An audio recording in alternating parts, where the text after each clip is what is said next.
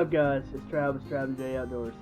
So on today's how-to video, I'm going to show you how I rig a Tightline for catfishing. So the first thing you need for catfishing is a sinker.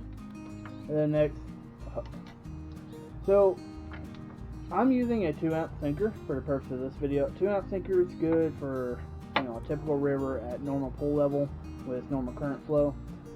For higher current flow, you definitely might want to look at using a 3-ounce, 4-ounce, 5, or even 6-ounce, depending on the current. But typically, for most circumstances, a 2-ounce weight will do good. For the hook, I'm using a curved hook right here. I like using the curved hooks for catfishing just because a lot of times when I go catfishing, there could be rocks, it could be ledges.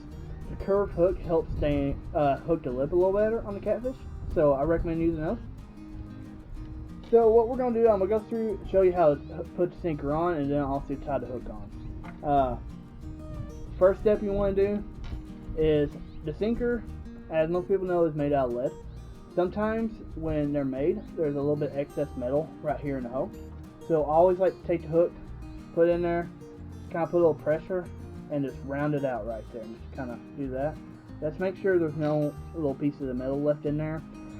It's happened to me many times where I put a sinker on and didn't do that, and I throw it out and snap, it comes off because there's a little piece of sharp lead or something left in there. So definitely your first step. So next thing you want to do, obviously get your fishing line. The timing knot I use for sinkers and for the hooks is actually a polymer knot. So what you're going to do is you're going to pinch it, make like a loop, give yourself plenty of room. So I got about like that much right there. So take that loop right there, take your sinker, run that loop right through the hole there. Alright. Pull it up, got that right there. Now you're going to tie basically a granny knot. So run that loop through there, through, pull it down. Alright, so you got your loop right there still. Pull you enough line out right there that can go all the way around the sinker. You're going to pull it around and then pull up on it right here. And that's a polymer knot. You got your sinker tied on. Again, just like all my other knots, I like to put a couple granny knots in there just to give a little extra strength. So I like to tie 2 in there, put it in there, and there we go. So you got your sinker tied on. Again, cut that excess off. Alright, so you got the sinker on. Now the next step you want to do is you want to put the hook on. So I like to go up. So from the sinker, just go up a little bit. Make a loop. Come up. You want to try to get it to hang about an inch or ½ inch above the sinker there. So make your loop. Just come back here and tie the line to itself. And do this twice.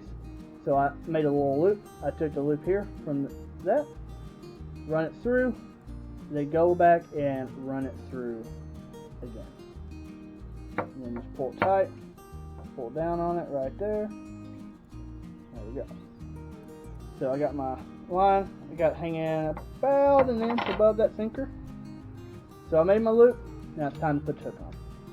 Take the hook, take that loop you just tied, run it right through the eye of the hook, come down, loop this loop around the hook, pull it up, and pull it down like that. And there you go. You now have a Tightline rigged for catfishing. The reason you want to rig it like this is your sinker will float down to the bottom. It'll sit there at the bottom. Your hook will flow with the current like this. So, and as that current, it'll bob up and down. And whatever bait you use, so whether it be a live bait like worms, minnows, whatever, it'll flow right there, and that'll really entice fish to come and hit it. So I hope you enjoyed this how-to video on how to do a Tightline for catfishing. Until next time, guys, keep it real.